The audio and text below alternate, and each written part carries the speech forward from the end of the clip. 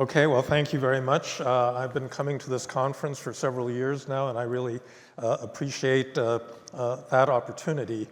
So I suspect that the rest of the panel is going to be talking more about opportunities, so I'm going to focus on risks. And I think that there are really two sorts.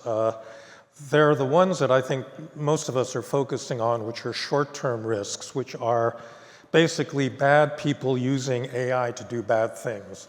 And we're already in the midst of that. On my Instagram feed, I would say now that a majority of the videos that I see are deep fakes of one sort or another. Things that you know could not possibly have happened, but you absolutely don't know whether the thing is genuine or not.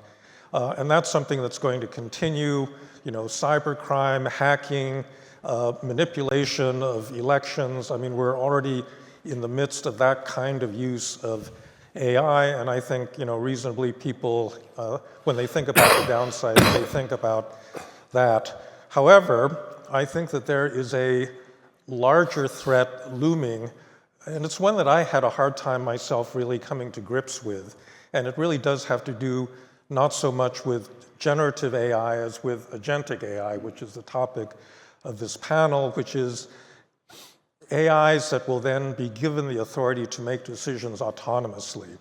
Now, the reason that I think that this is going to be very, very problematic is the following. I am not a technologist. I'm not going to try to predict how good these AIs are going to be, but I do think that people tend to generalize from their superficial familiarity with ChatGPT, and it hallucinates or it makes a mistake, and people say, well, this technology is not all that great. But I think that it is going to be much, much more powerful very, very quickly. And I do know something about the problem of delegation in organizations. All organizations have to delegate authority from the top to lower levels. Economists describe this in terms of principal-agent relationships, where you have a principal, the big boss that determines policy, and the agents are supposed to carry out the wishes of the boss. Now, for an economist, they think, well, the problem is when the agents don't do what the boss wants. They're following their own interests. That's called corruption in a lot of circumstances. But I think what people don't realize is that in any hierarchical organization, you have to delegate. You have to delegate authority because, in fact, a lot of times the agents know more than the principals. The agents are closer to the actual action. If they are not given the authority to make decisions on their own, you're simply going to have an over-centralized, micromanaged organization. And so there's this tendency to push decision-making theory to the lowest possible levels.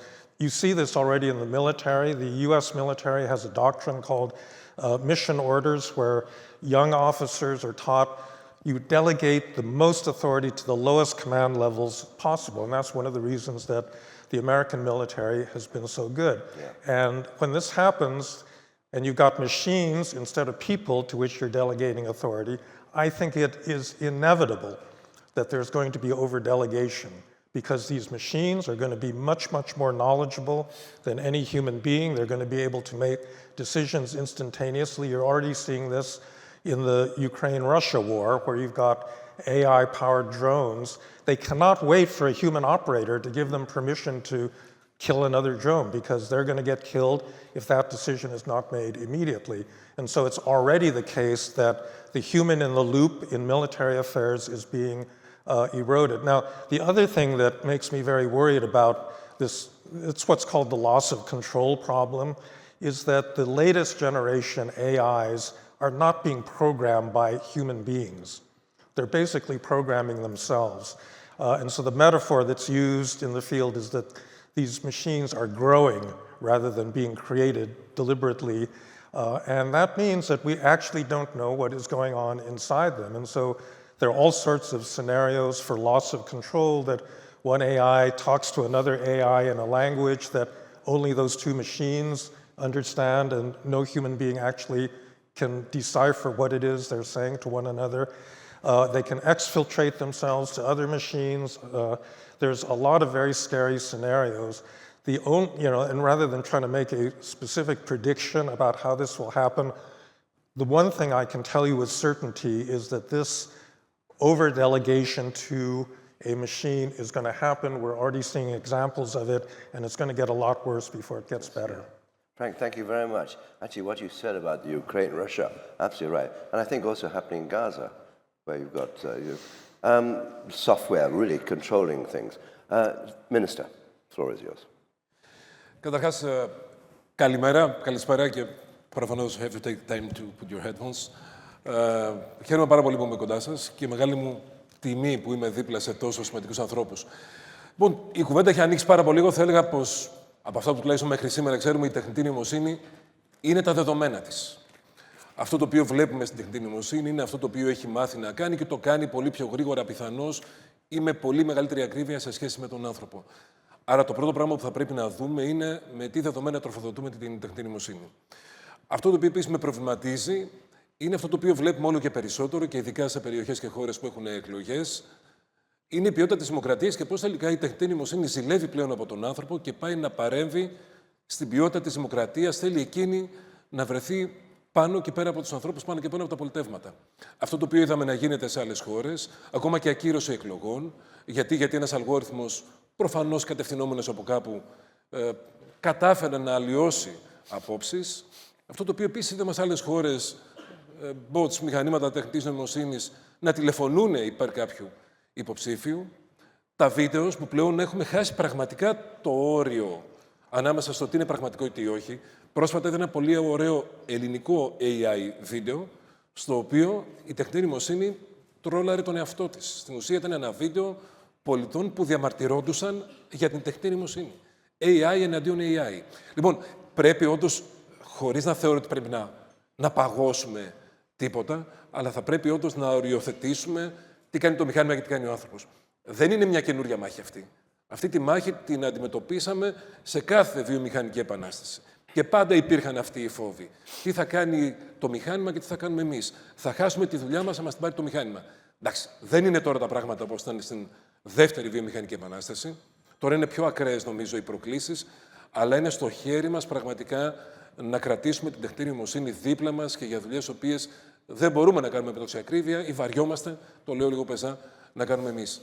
Υπάρχει κίνδυνος, ειδικά στο κομμάτι της διασποράς ψευδών ειδήσεων, στο πώς αποσταθεροποιούνται χώρες και δημοκρατίες, και εδώ πέρα θα πρέπει όλοι να πάρουμε τις ευθύνες μας. Και εμείς ως κράτη και κυβερνήσεις, αλλά και οι πλατφόρμες. Γιατί το μεγαλύτερο κομμάτι της διασποράς ειδήσεων γίνεται από πλατφόρμες. Και οι πλατφόρμες πριν να ανεβάσουν κάτι μπορούν πολύ καλά να καταλάβουν αν τελικά αυτό είναι προϊόν τεχνητής νοημοσύνης ή όχι. Άρα ναι, θέλει να καθίσουμε πλέον, βγάζοντας λίγο το κέρδος από το μυαλό μας, στο πώς τελικά αυτός ο κόσμος θα ισορροπήσει και δεν θα δούμε ακραίες καταστάσεις, οι οποίες θα οφείλονται σε τεχνολογίες που φτιάξαν οι άνθρωποι. Thank you very much. And thank you very much for saving us some time. That's excellent. Thank you. Sudhanshu, the floor is yours. Yes, so thank you very much. I'll give you my business perspective because I'm not very good at other topics. So AI in the business world, definitely there is a value, but we need to think how do we want to optimally utilize the potential of AI. So definitely the potential is there, and now it's up to us to see what is the best way to utilize that potential. It's like every change will bring the fear, but at the same time it will bring the opportunities also. So in the business world, AI is definitely going to help us, but we need to also think that AI, we should give time to AI to get mature. We don't know the future. Right now, there are two key words for me. One word is to understand, and other word is to interpret. So if we humans get a set of data, we interpret it, but at the same time, we try to associate it with our memories, our experiences, our environment. So we understand the data, but where is AI? It works on the set of data. So the question is, how good is that data? Is that data relevant enough? And AI right now only interprets the data. So I personally see a combination of AI interpreting the data, but I will let humans take the decision. So right now and in the, say, near future, it has to be a hybrid model. We cannot give AI 100% responsibility to interpret, understand, and decide. We have to, if we want to utilize AI in the future and wants to get the benefits out of it, we have to accompany AI till it gets mature. That definition of maturity is our definition. So how do we want to use that? So it's good, but it has some concerns also. Like I was going through an article where it was like death of white-collar workers. The title of the article is.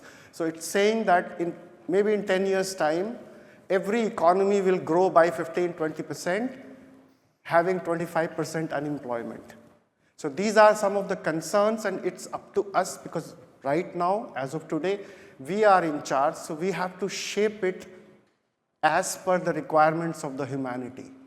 So it could be good, it could be not so good, but it's up to us to make best out of it. Thank you very much. It's very interesting. The idea of keeping humans in the loop, as long as that actually remains possible. I mean, the hybrid model, fingers crossed. Georgios Sioufas, please. Είναι τιμή μου που βρίσκομαι εδώ σήμερα, σε μια στιγμή που η τεχνολογία και το δίκαιο δεν συγκλίνουν απλώς, αλλά αναδιαμορφώνουν το μέλλον. Το agentic AI ή η πρακτορική τεχνητή νοημοσύνη δεν είναι απλώς μια τεχνολογική καινοτομία. Είναι μια βαθιά μετασχηματική δύναμη που αλλάζει τον τρόπο με τον οποίο αντιλαμβανόμαστε, εφαρμόζουμε και εξελίσσουμε το δίκαιο. Και αυτή η αλλαγή δεν είναι θεωρητική. Είναι εδώ σήμερα. Οι νομικές υπηρεσίες βρίσκονται σε ένα κρίσιμο σημείο καμπής. Σύμφωνα με το Forbes, το 65% των δικηγορικών εταιριών θεωρούν πλέον την τεχνική νοημοσύνη απαραίτητη για να παραμείνουν ανταγωνιστικές. Αυτό δεν είναι απλώς στατιστική. Είναι η αντανάκλαση 4 ισχυρών δυνάμεων. Πρώτον, οι πελάτες απαιτούν ταχύτερες, ακριβέστερες και πιο διαφανείς υπηρεσίες. Οι νέοι επαγγελματίες επιλέγουν εργοδότες οι οποίοι έχουν έφεση τεχνολογία. Τα οικονομικά μοντέλα αλλάζουν. Η χρέωση ανά ώρα υποχωρεί μπροστά στην αξία και την απόδοση. Και κυρίως η τεχνολογία δεν είναι πλέον βοηθητική. Είναι θεμελιώδης. Όπως δείχνει και μία έρευνα στο Arxiv, η πρακτορική AI δεν είναι απλώς εργαλείο, είναι συνεργάτης. Ας ξεκαθαρίσουμε λοιπόν τι εννοούμε με τον όρο agentic AI. Δεν μιλάμε για chatbot ή για απλές μηχανές αναζήτησης. Μιλάμε για αυτόνομους ψηφιακούς agents που κατανοούν νομικούς στόχους, λαμβάνουν πρωτοβουλίες, προσαρμόζονται σε πραγματικό χρόνο και συνεργάζονται με ανθρώπους και με συστήματα. Ας δούμε μερικά παραδείγματα για να το κάνουμε πιο ενδιαφέρον, που υλοποιούνται σήμερα και από ελληνικές δικηγορικές εταιρείες. Πράκτορες σύνταξης δικογράφων. Συντάσσουν δικόγραφα, συνδυάζοντας διαφορετικές πηγές, πρότυπα, νομολογία και συστήματα. Πράκτορες συμβάσεων. Αναλύουν πολυεπίπεδες συμβάσεις σε λεπτά, εντοπίζοντας ρήτρες κινδύνου, αποκλίσεις από πρότυπα και σημεία διαπραγμάτευσης. Πράκτορες έρευνας. Αντί να ψάχνουμε για ώρες σε βάση δεδομένων, αυτοί οι πράκτορες εντοπίζουν σχετική νομολογία και νομοθεσία σε λίγα λεπτά. Πράκτορες δέουσης επιμέλειας. Αναλύουν χιλιάδες έγγραφα και συγχωνεύσεις για εξαγορές μέσα σε μία νύχτα. Πράκτορες κανονιστικής συμμόρφωσης. Παρακολουθούν κανονιστικές αλλαγές σε πραγματικό χρόνο με ακρίβεια πάνω από το 90%. Αυτά δεν είναι μελλοντικά σενάρια. Είναι πραγματικότητα. Με εφαρμογές σήμερα. Και υπάρχουν πάροχοι στο εξωτερικό, αν θέλετε να ζητήσετε, όπως είναι η Harvey, η Luminance, η Kira, με εφαρμογές πάνω από 70 χώρες. Όμως, όσο εντυπωσιακές είναι οι δυνατότητες, δεν μπορούμε να αγνοήσουμε και τους κινδύνους. Ψευδείς πληροφορίες. Σύμφωνα με το Stanford AI, μία στις 6 απαντήσεις μπορεί να περιέχει κατασκευασμένες παραπομπές. Αυτό είναι απαράδεκτο στο νομικό πλαίσιο. Ασφάλεια δεδομένων. Η εμπιστευτικότητα των πελατών απαιτεί αυστηρή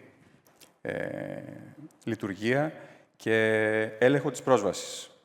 Λογοδοσία. Ποιος ευθύνεται όταν το AI κάνει λάθος? Ο δικηγόρος, ο προγραμματιστής ή η εταιρεία? Η πρακτορική τεχνική νοημοσύνη πρέπει να παραμείνει εργαλείο συνεργασίας και όχι υποκατάστατο της ανθρώπινης κρίσης. Ο ρόλος του δικηγόρου εξελίσσεται, αλλά δεν εξαφανίζεται. Η τεχνολογία μπορεί να ενισχύσει την απόδοση, να αυτοματοποιήσει διαδικασίες και να προσφέρει νέες δυνατότητες. Όμως, η τελική ευθύνη, η ηθική κρίση και η στρατηγική σκέψη παραμένουν ανθρώπινες. Το AI μπορεί να σκέφτεται γρήγορα, αλλά ο άνθρωπος σκέφτεται υπεύθυνα. Οι ρυθμιστικές αρχές ανταποκρίνονται. Υπάρχει ο κανονισμός AI της Ευρωπαϊκής Ένωσης, που έχει τεθεί σε ισχύ και απαιτεί διαφάνεια, τεκμηρίωση και απαγορεύει χρήση υψηλού κινδύνου. Το ISO 42001 εισάγει πρότυπα για τη διαχείριση των συστημάτων AI και οι δικηγορικοί σύλλογοι παγκοσμίω εκδίδουν οδηγίες για το πώς πρέπει να γίνει η υπεύθυνη χρήση. Η συμμόρφωση δεν είναι απλώς υποχρέωση. Είναι ζήτημα εμπιστοσύνης και φήμης. Αν κοιτάξουμε μπροστά, η επόμενη φάση είναι ακόμα πιο συναρπαστική. Θα έχουμε πράκτορες διαπραγμάτευσης. AI που διαπραγματεύεται με AI, μειώνοντας το κόστος και το χρόνο σύναψης συμφωνιών. Αυτό είναι το πλάνο στα επόμενα 5 με 7 χρόνια. Agents στρατηγικοί στη δίκη. Παρέχουν αναλύσεις σε πραγματικό χρόνο, προτείνουν επιχειρήματα, εντοπίζουν αδυναμίες στην αντίπαλη γραμμή. Agentic AI παγκόσμια συμμόρφωσης. Διαχειρίζονται κανονισμούς σε 150 και πλέον δικαιοδοσίες, προσαρμόζοντας αυτόματα πολιτικές και διαδικασίες. Agentic AI προγνωστικού κινδύνου. Συνδέουν τα γεγονότα της αγοράς με νομική έκθεση, προειδοποιώντας εγκαίρους για πιθανούς κινδύνους. Αυτό δεν σημαίνει ότι οι δικηγόροι θα εξαφανιστούν. Σημαίνει ότι θα εστιάσουν σε αυτό που έχει τη μεγαλύτερη αξία. Στρατηγική σκέψη, ηθική κρίση και ανθρώπινη κατανόηση. Η επανάσταση έχει ήδη ξεκινήσει. Το ερώτημα είναι, ποιος θα την καθοδηγήσει? Ευχαριστώ πολύ. Thank you very much. Thank you very much. I'm tempted because, I mean, if you take the rankings of popularity, I think lawyers are probably almost, perhaps even more unpopular than journalists. So, but I'm reminded of that line in Shakespeare, let's kill all the lawyers. But I wonder if you can kill an artificial lawyer, this would be an agentic lawyer. I'm sorry, that's British humor, so forgive me. Alexandros Bregiannis, please. Καλημέρα και από την πλευρά μου και ευχαριστώ για την πρόσκληση. Είμαστε λοιπόν στην εποχή του agentic AI. Νομίζω είναι μια νέα τεχνολογία η οποία συνδυάζει όλες τις προηγούμενες. Μέχρι πρότινος ακούγαμε για τα γλωσσικά μοντέλα, το computer vision, το enterprise automation. Όλα αυτά τώρα έρχεται μια νέα καινοτόμα τεχνολογία να τα συνδυάσει, θα έλεγα, να τα παντρέψει και να μας δώσει τη δυνατότητα να επικεντρωθούμε στο στόχο και ταυτόχρονα να γίνουμε περισσότερο προσαρμοστικοί, αλλά και δεκτικοί στο να λάβουμε και αποφάσεις από την τεχνητή νοημοσύνη. Ή τέλος πάντων να μας βοηθήσει στο να λάβουμε τις αποφάσεις. Οι εταιρείες και οι οργανισμοί ήδη έχουν μπει σε αυτή την εποχή. Οι εταιρείες τηλεπικοινωνιών έχουν ήδη αρχίσει να πειραματίζονται εισαγωγικά με αυτή την καινοτόμου τεχνολογία. Θα σας δώσω 1-2 παραδείγματα από τη δική μας εταιρεία, την Nova, που έχει ξεκινήσει ήδη σε κάποιες περιοχές ενδιαφέροντος να εφαρμόζει πιλωτικά την τεχνολογία Agentic AI. Ο ένας τομέας είναι το optimization του δικτύου μας, των δικτύων σταθερής και κινητής τηλεφωνίας. Εκεί το Agentic AI μπορεί να δώσει πραγματικά καταπληκτικά αποτελέσματα, καθώς το δίκτυο είναι ένας ζωντανός οργανισμός που αποτελείται από πολλά assets, κεραίες, servers, routers, data που μετακινούνται.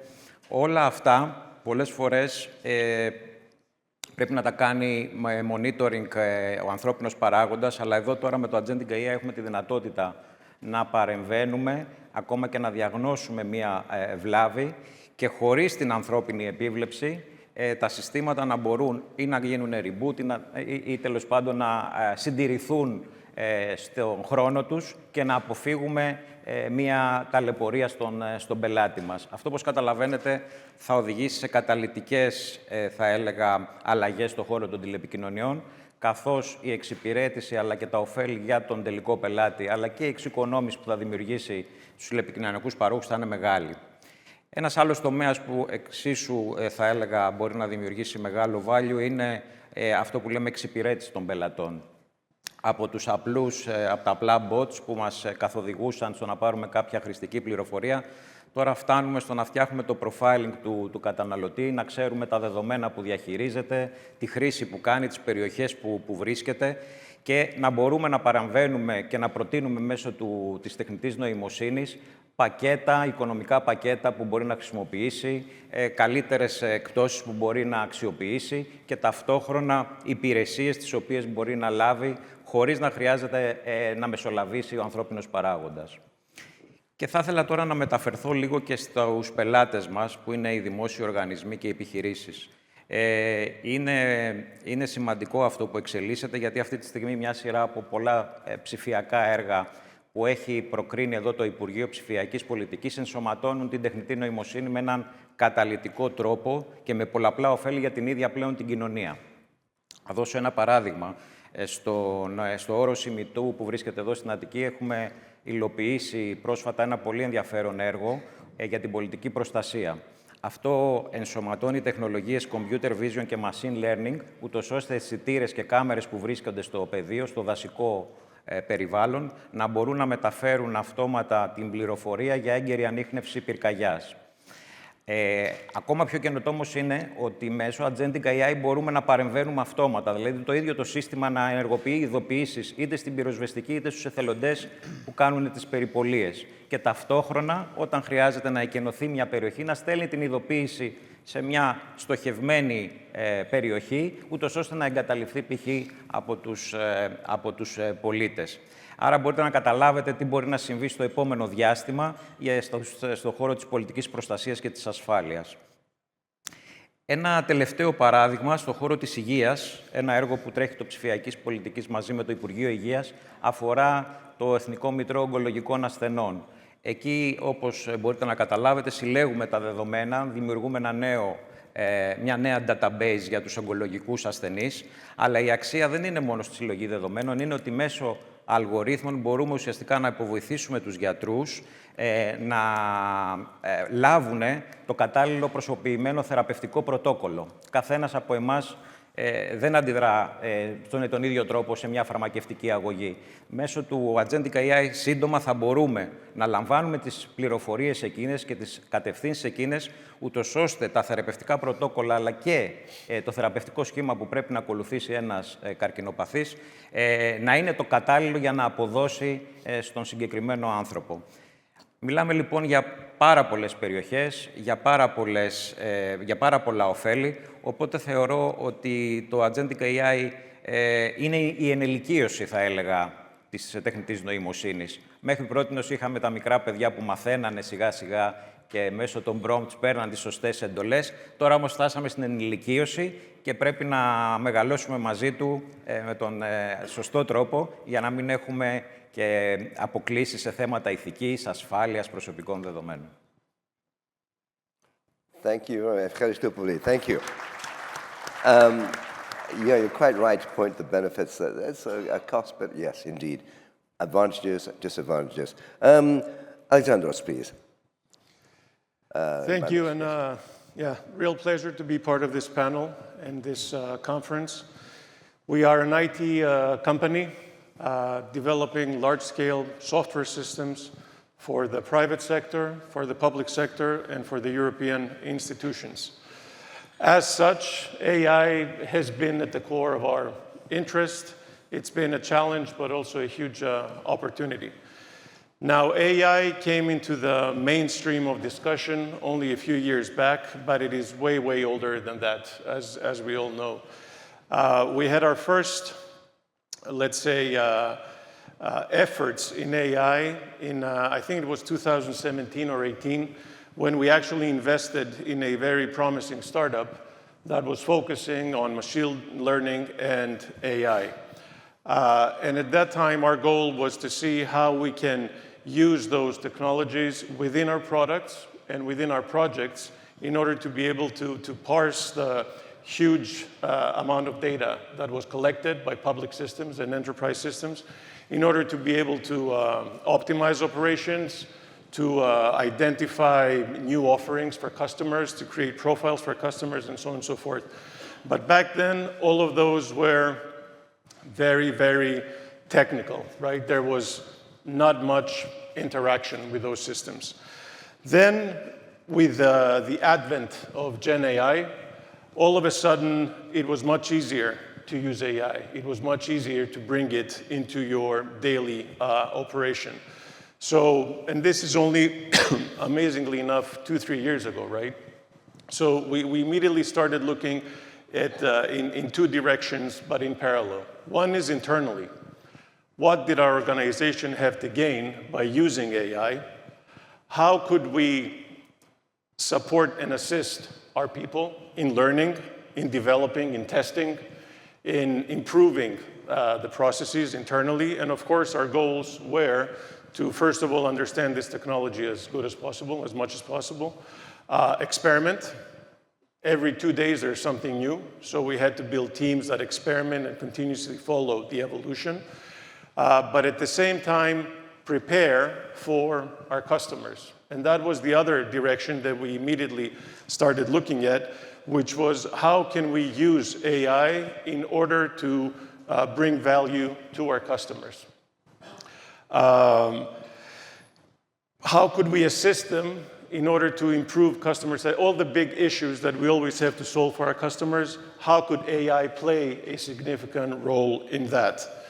So first of all, internally, today, most of our employees, and we have about 8,500 of them throughout Europe, use Easily AI, our internal platform, in order to be able to seamlessly use AI in their daily work, whether they want to find out something about HR and their contract, or if they want to use it in order to develop code, or if they want to build specific tests for the code they're writing. And we are quickly adding all other IT systems into that core so that people have a one-stop shop for interacting with AI. More than that, though, and over the last 2 years, I think, we have worked with many, many customers in order to build the first phase, which is the AI assistance, which I think people have referred to already. We've worked with financial institutions, with telecommunications operators, with the public sector, with insurance. I mean, there's applications everywhere, right? Providing customer support, internal support, and so on and so forth. But now, we are moving to the next phase. And it's not now, I think it's already started, as it was discussed before, which is actually building agents that you can give them a goal and they can work towards it. They can work towards it autonomously, all right? They can use other systems and connect to other existing areas of information in order to be able to learn and execute the goals that you give them.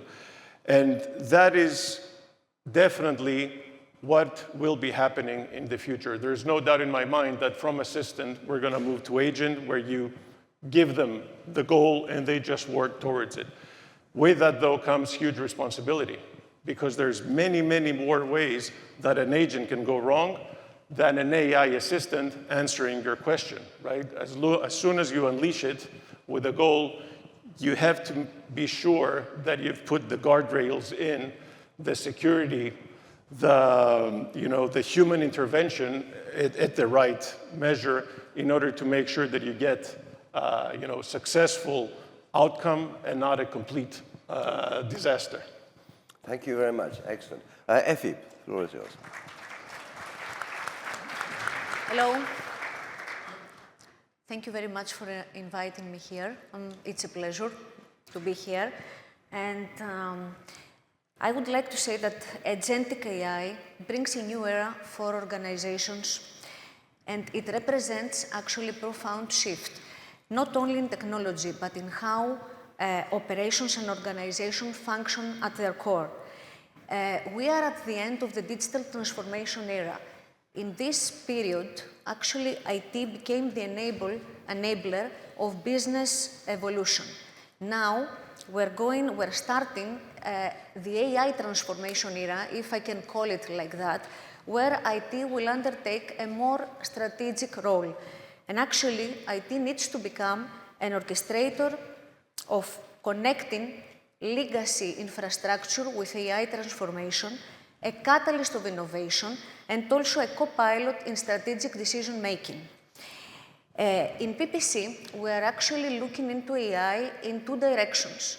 At a long-term approach, where the company, we would like it to be in the next 3 to 5 years, and working in an overall AI framework, an AI environment, and also with a bottom-up approach and a more short-term, let's say, approach, where we're experimenting with specific scenarios. For example, we're working on AI scenarios based, for example, on optimization of the grid management, also in improving demand forecasting, also in freeing up human capital and allow people to work with higher value jobs and work, also with agents, as it was mentioned before. But there is something that we need to discuss, and I don't know if, I didn't hear it before, and it's how we are preparing our organizations, how we are preparing our people to accept and to embrace AI. And this has to do, with several aspects. We have, first of all, to understand AI, and IT must lead the education of the people inside the organizations about agentic AI, so that they overcome, the natural fear for the unknown that they may have, and they embrace the benefits of AI. We should also look at our infrastructure, and we should upgrade actually our systems and infrastructure, because they should support the advanced needs of AI. When it comes to data management, we should improve the data collection and the management of the data, so that AI is being trained on better data, so that we have more accurate results and more accurate decisions.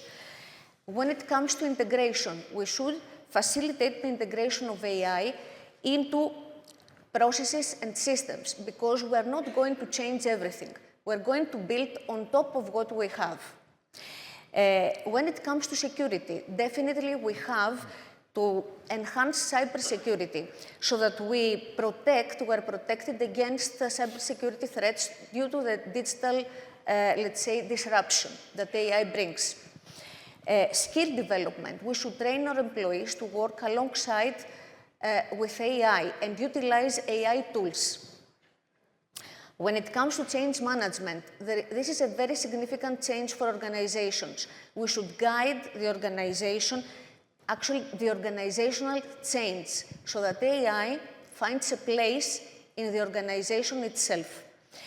In the decision-making, actually, that will be delivered through AI. Collaboration, we should not work anymore in silos. This started happening in the digital transformation era, but still we have a lot of work to do. IT, business, legal, and in general, all of us in organizations should work together, so that we define better strategy through the AI. When it comes to regulations, we need to ensure that our AI solutions comply with industry regulations and standards. And we should promote, in general, a culture where innovation will leverage AI, so that we design new and we find, through AI, new business opportunities for our organizations. In general, IT must enhance, if I can say it in that way, a responsible autonomy. That means that AI autonomous decisions should be made and based on co-designed solutions between IT, legal, and business that applied to ethical and regulatory framework. And also, IT should become the architect of trust, not only in systems themselves, but also in how technology aligns with business, with company values, and with societal expectations.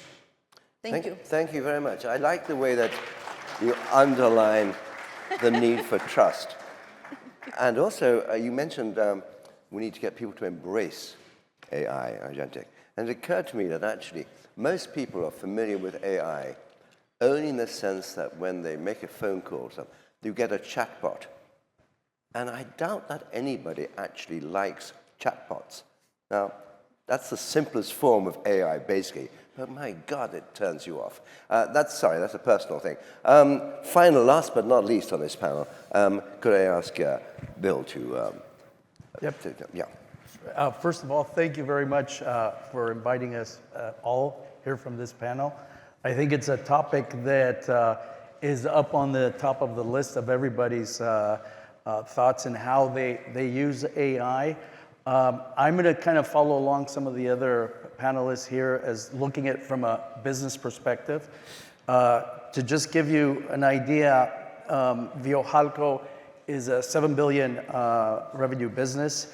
It has a very diverse product portfolio, providing products in metal processing in aluminum, copper, steel. And we also have, we're in the energy sector with high and medium voltage onshore and offshore cables. So the reason I'm saying this is a very diverse organization, 32 factories, 14,000 employees, very global footprint. So how do we approach AI? And I think some of the panelists even mentioned AI is not new, especially in our factories and in the industrial side. Using machine learning has been something that we have been using. But now with agentic AI and the new technologies that have come with AI, is how do we introduce those in the organization and make sure that we provide value? Because for us, at least as a large organization, we want to be able to look at it and say, where do we provide value and an ROI? And we're not just doing AI to do AI. So we've developed a pretty good framework. We look at it, we have an organization that focuses on all the initiatives and tasks that we have as it relates to AI across the entire organization. And we use certain principles. One is KPIs. So the KPIs and the ROI that we're going to, is it going to give us value back to the organization? And so that's become part of our strategy and our strategy execution. So you have to make sure that all the organization is aligned, because it's not just IT, it's everybody. Everybody has to be involved on the business side, on the manufacturing side. And so the way we're doing and how we're rolling out AI, we look at it from two major streams. One is the business transactional stream, so it's more on the professional side. And then on the industrial side, we look at how we're going to do it in OT, so in the factories. So when it comes on the business side, we've already been introducing general AI tools to drive efficiency and drive employee empowerment. So using tools like Copilot, ChatGPT in areas like HR, finance, supply chain. So all these are helping. Have your KPIs, your key performance indicators, have they adjusted for AI or? How do we, what? Have they adjusted because of AI? The employees. So I was going to get to that. So if you want, I can talk about that.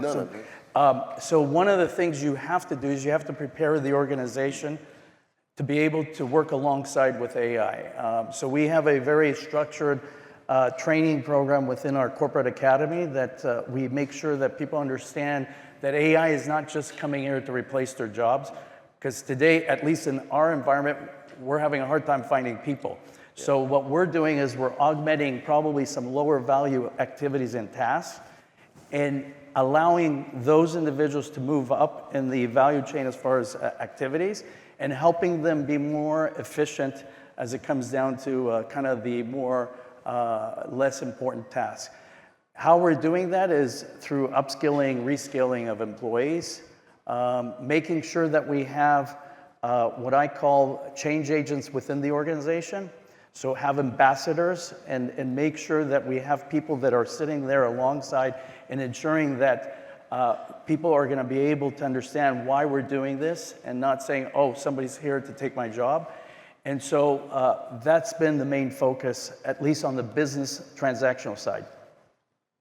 On the factory side, we're looking at leveraging AI when it comes to operational efficiency and predictive intelligence. So some ideas there that what we've already implemented is predictive maintenance. So using AI to be able to help us ensure that we keep the equipment running and it's running at an efficient way. We've recently launched, because again, being a metals processing company, we do process a lot of scrap material. So we actually have created a tool to be able to detect impurities in the scrap, which then has helped us gain efficiency as far as negotiating with our suppliers on that kind of yields that they're giving us. And then we're now leveraging also AI in the factory when it comes to quality. So quality, having especially, let me give you an example on our cable business that does submarine cables for powers. I mean, quality has to, the PPM there has to be pretty high. So having these kind of tools and helping us create product or minimize quality issues and at real time be able to take actions is really helping us within the factories. And I think the last thing I wanted to say is and since the minister's here also, and we know all the directives that is coming down from the EU, we have to do it in a safe way. So we're very focused to make sure that we're doing everything from an information security perspective. We're focused on that because we all have to be secured. And keep in mind, the other side, so the cyber side, they're also using AI, so they're getting smarter and smarter, so we have to be a step ahead. Thank you very much indeed. Yeah.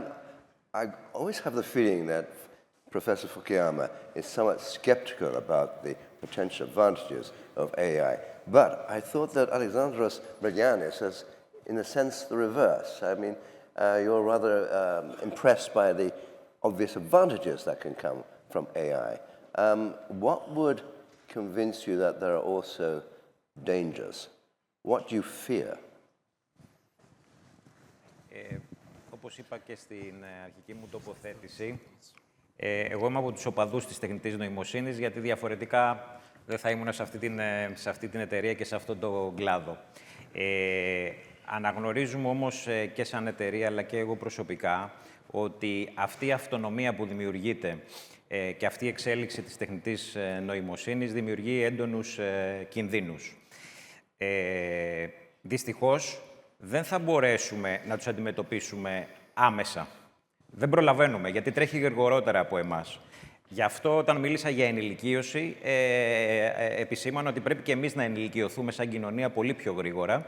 Θα πρέπει να κάνουμε όλα αυτά τα actions που π.χ. η Ευρωπαϊκή Ένωση άργησε πολύ να θεσμοθετήσει το AI Act και να έρθουν οι οργανισμοί και οι εταιρείες μας τώρα να τρέξουν να το εφαρμόσουν. Βλέπετε ότι εμείς κάνουμε έργα εσωτερικά. Δίνουμε στους πελάτες μας AI τεχνολογίες και ερχόμαστε τώρα εκ των υστέρων να οριοθετήσουμε το πλαίσιο, το κανονιστικό πλαίσιο, το νομικό πλαίσιο, το ηθικό πλαίσιο πάνω στο οποίο θα λειτουργήσει η τεχνητή νοημοσύνη. Καθυστερήσαμε πολύ. Όμως δεν πρέπει να χάσουμε την ευκαιρία, γιατί τα opportunities και οι προκλήσεις είναι τεράστιες.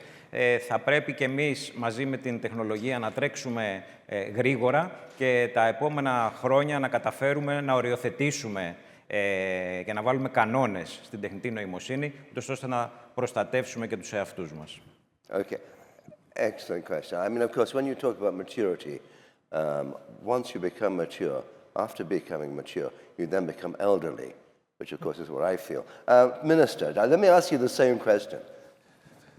Είχα και εγώ τον ίδιο προβληματισμό και την ίδια, δεν θα πω ανησυχία, αλλά όντως τρέχει πολύ γρήγορα η τεχνητή νοημοσύνη και Ειδικά η Ευρώπη θα πρέπει να ξανασκεφτεί μερικά πράγματα, γι' αυτό και το AI Act την ώρα αυτή είναι σε μια φάση, περιμένετε λίγο να δούμε. Εκεί όμως που πρέπει να δράσουμε γρήγορα είναι στο πώς οι αλγόριθμοι και η τεχνητή νοημοσύνη στα social επηρεάζουν τα παιδιά. Αν πραγματικά δεν θέλουμε να είναι το τέλος του κόσμου, θα πρέπει να δούμε πως η επόμενη γενιά θα μεγαλώσει χωρίς να στερηθεί την παιδική της ηλικία.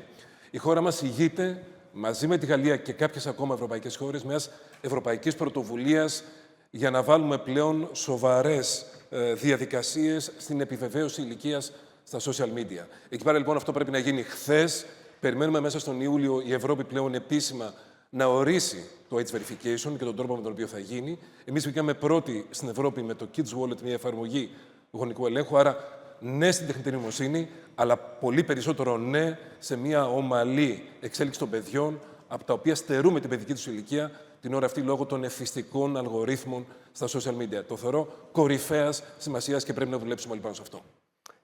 That's a very good point. I'm reminded of, was it Patrick Flynn, the Flynn effect? I think he was an American Marxist originally, who then went to New Zealand, and then he devised this way of transposing IQ tests over the generations. And he reckoned that actually each generation, maybe it's each decade, I can't remember, the IQ quotient would go up by, I think it was 3%. And the latest evidence is that actually it's going down. So the Flynn effect has been reversed. Whether that's because of the algorithms, who knows?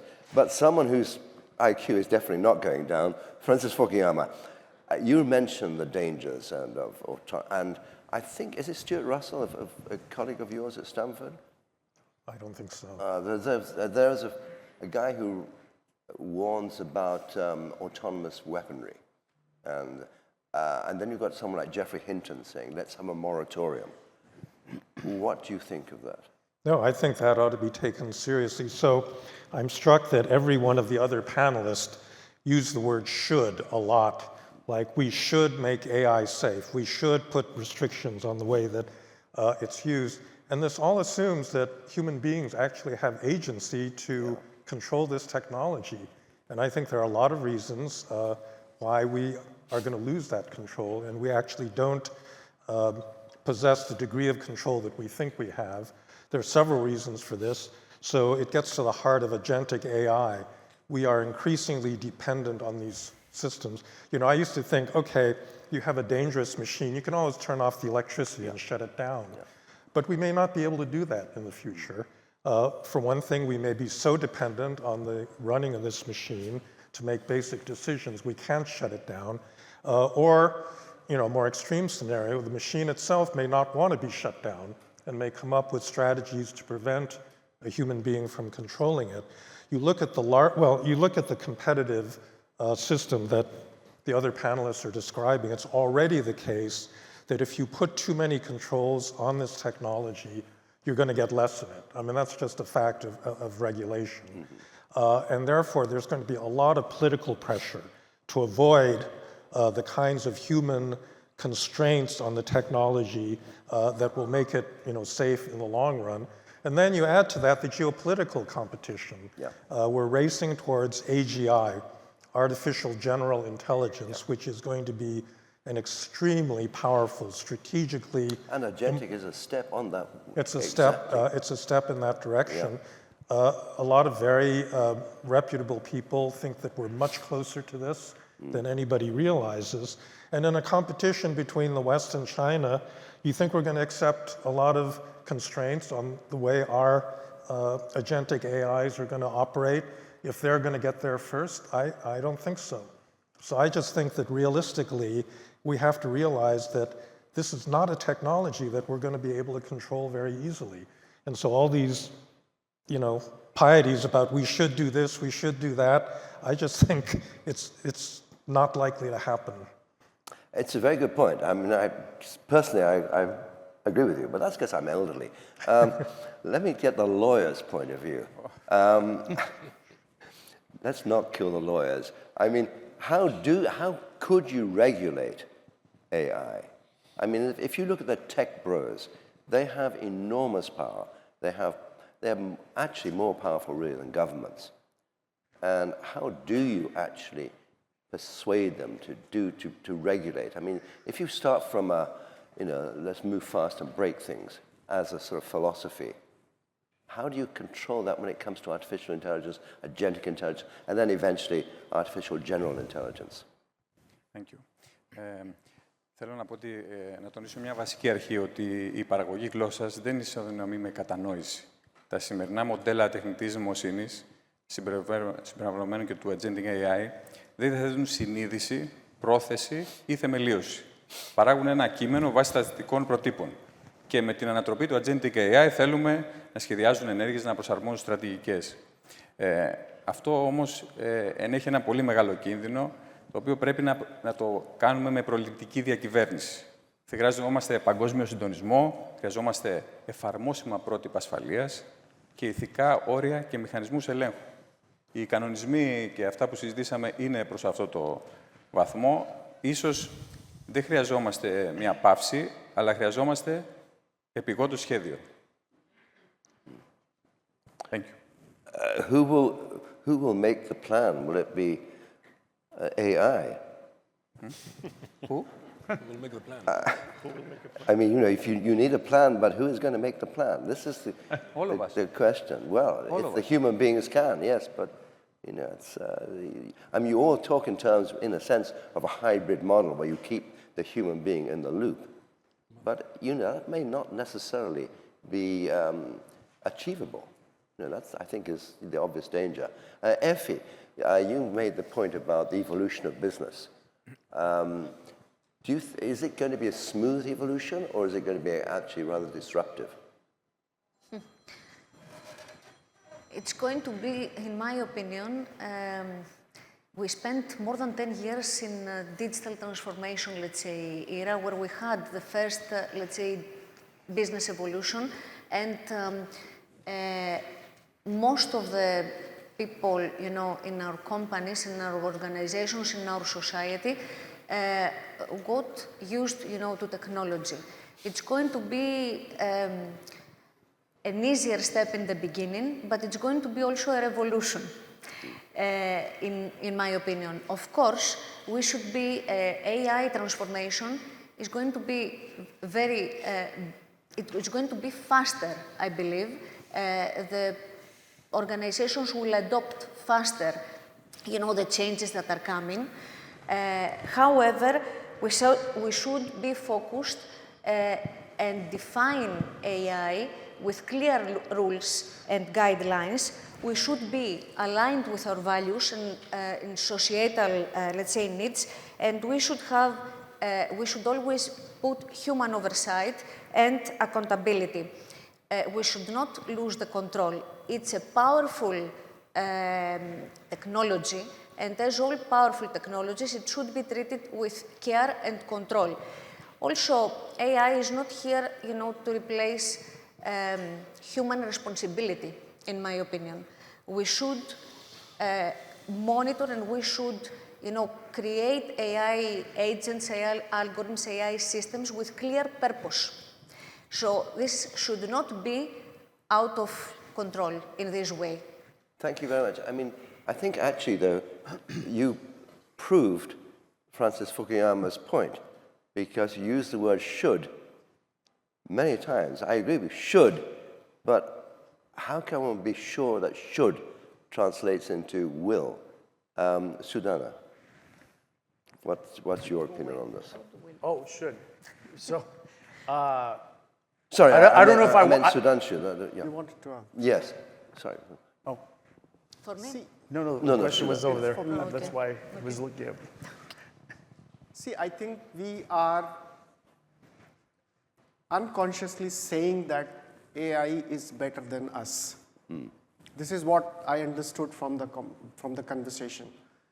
But we need to be cognizant of the fact that we are still humans and we have the intelligence. So whenever this challenge becomes very apparent and visible, we will take a step back. I can give you a few examples. Like, while traveling, I have made this experience that in highly digitized countries, there are restaurants where they say, we accept only cash, no digital payment. So I personally see the beginning of the trend where there will be a visible resistance to a potential threat. That is point number one. But that could actually be a visible resistance to having to pay tax. And the second point, if you see, there is, if we want to see risk and a threat, I'm an optimistic guy, so I will say that how will I accept this challenge from AI? Actually, the fact is that we have never been in competition with somebody or something which could be potentially more intelligent than us. So that threat is there, but I think as soon as we recognize that this threat is there to our existence, we will pull the brakes. So being optimistic and seeing it from a business perspective, one more example I can give. When I passed out of university, everybody was saying, Java will kill the world. We will change everything. In the banking world, we will do a transformation and everything will run in Java. We started with that, and what happens today, even all the back-end system, IT systems in the banking world, they still run in BASIC, Fortran, Pascal, COBOL. Because we thought Java is going to change the world, but it did not happen. So from an optimistic view, AI is good, opportunity for us to become better, but I think we are still the master, and when we really see it's becoming a threat to our existence, we will pull the brakes. Well, I hope you're right, but I mean, I'm not sure that referring to legacy systems is necessarily a positive sign, because I seem to remember there was a point at which the US nuclear industry was still using floppy disks, even though, you know, we go. So it's not about, so you have to understand, at some point of time, we saw that technological advancement as a challenge to us. So we can say we started neglecting that and we are still using floppy disk. Yeah. So we need to understand the human behavior also. Instead of saying that AI is going to change the world, yes, could be possible. But we don't have to underestimate ourselves. Well, let me ask Bill, because I have a feeling that, Bill, as a businessman, you're bound to be an optimist. I am. So, and in general, my personality is a very optimistic one. The one thing I want to say is that with any evolution or new technology or the industrial revolution, the world figures out how to deal with it. I remember one of my previous roles at Qualcomm when the founder and CEO of Qualcomm, Irwin Jacobs, 1998, he's saying these phones, which was a mobile phone, is going to replace landlines. The young generation is not going to even have a landline. And I was like going, what is he saying? And it actually did happen. And if you think of the evolution of technology, even on the wireless side, what it did with social media, so we're adapting to all these. And yes, we say we should, but there are things that we're already doing. Like especially when we're talking about security, our company was not waiting for the EU directive to be secured. I know the minister has come to our company, he's seen what we've done over the last 4 years, and we are securing our company because we have to. We have to protect our assets, we have to protect our customers, and we have to protect, especially because we're in a supply chain business providing products to our customers, we need to make sure that whole environment is secured. So everybody has to do a piece of it, and technology is going to be coming. We're going to have to figure out how to adapt to that. Is AI a bigger change? Yes, I would say. It is going to drive a huge change, but I think it's up to all the responsible business people, academics, the government, everybody together. They have to figure out how we do this in a way that it doesn't create problems and it's actually going to just drive things forward. We need to end by 1 o'clock, which is 5 minutes. You told me 1 o'clock, Nectaria. And now you've sent me a message saying no. But these gentlemen this lady, they're so good. Let's give them 3 minutes. They deserve it. They've been very good. So your challenge now in 3 minutes is to imagine yourself. I mean, technology moves very fast, including AI. So let's go 10 years ahead. Okay, we're now 2025. Let's go to 2035. What is AI going to be like then? Francis? You know, I just think that kind of prediction is kind of foolish because who the hell knows? I mean, I do think that the rate of change in this area is much faster, and it's going to be made faster because the machines are programming themselves. And so it's, again, this loss of human agency that is the most concerning to me. So I don't know what it's going to be like in 10 years, but I can guarantee you, I mean, of course, the society is going to try to catch up and get control of the thing. But I think that we've also seen that the social mechanisms lag considerably. And here, I think the lag is just going to be, you know, it's just going to increase. Fair enough. Minister. Λοιπόν, εγώ επίσης, συμμεριζόμενος την άποψη του φίλου μου του Bill, δεν ανησυχώ τόσο πολύ. Θα σας πω για τα 10 χρόνια μετά, αλλά αν πηγαίναμε 120-130 χρόνια πίσω, θεωρώ πως η ίδια κουβέντα θα γινόταν σε ένα σαλούν στις ΗΠΑ ή σε ένα καφέ στο Παρίσι, γιατί ξαφνικά βγήκαν τα αυτοκίνητα και τι θα γίνει με αυτά τις μηχανές, θα σκοτωθούμε. Νομίζω πως λίγο πολύ τις ίδιες ανησυχίες, κατά αναλογία, είχαν και τότε. Λοιπόν, πρέπει να βάλουμε τα φρένα και δεν θα πω μόνο για το Σουντ που είχατε δίκιο. Ως πολιτικοί πρέπει να κάνουμε πράξεις και τις έχουμε κάνει για τον εθισμό, ας πούμε, των ανηλίκων. Σε 10 χρόνια από τώρα περιμένω ένα πράγμα από την τεχνητή νοημοσύνη, να βρει λύσεις για τον καρκίνο, για να μην χάνουμε ανθρώπους που αγαπάμε. Όλα τα άλλα νομίζω πως μπορούμε να τα χειριστούμε. Excellent. Yeah. So I'll say it in one sentence. In 10 years' time, AI will process, AI will interpret, recommend, and AI will decide together with us what to do. Okay, perfect. Succinct. Νομίζω ότι κάθε καινούργια αλλαγή φέρνει αντίσταση. Και η ιστορία έχει δείξει ότι η ανθρωπότητα εξελίσσεται και θριαμβεύει. Οπότε θεωρώ ότι αυτή είναι μια ευκαιρία της ανθρωπότητας και ίσως όχι τελευταία της εφεύρεση, όπως λένε μερικοί. Ευχαριστώ. Thank you. And we will always need lawyers. You're quite right. Alexandros.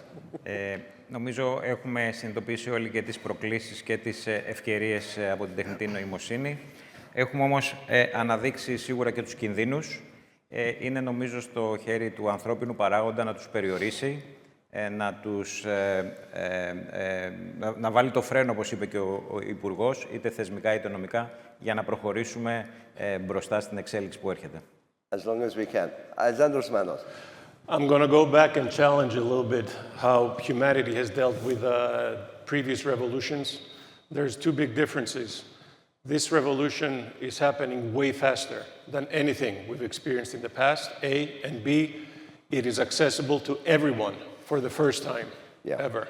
Therefore, I have no idea how things are going to be in 10 years. There's going to be many, many good things that will have happened, but I'm afraid there's also going to be a lot more inequality in the world, and there's going to be a lot more danger because the power can be in the wrong hands. Yeah, indeed. Effie. Well, I can just say something that I read in some research, that AI doubles its IQ every almost 6 months. So I think that we're going to see a lot of, capabilities that are going to be added to humanity many changes that are going to happen in medicine and in sciences, applied sciences. I hope we will be sensible and responsible enough to control things, as we mentioned before. But one thing that I can say is that AI will not replace humans. It could replace humans that do not have AI, let's say, experience and AI education. Effie, thank you very much. I like the way you've gone from should to could. Bill. Bill, since everybody covered everything that's going to happen in 10 years, the only thing, I'm going to end with a lighter note. I want to be able to continue to golf 10 years from now without having any impact from AI. So I want to go down to Costa Navarino, golf, and I won't have any AI. Great idea. You've got to convince your president to do that as well.